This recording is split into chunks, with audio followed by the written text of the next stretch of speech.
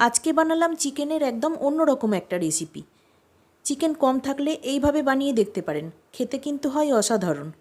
প্রথমে কড়াতে তেলের মধ্যে জিরে ফোড়ন দিলাম, ফোড়নটা হয়ে গেলে অল্প হলুদ দিয়ে চিকেনগুলোকে ভেজে নিলাম।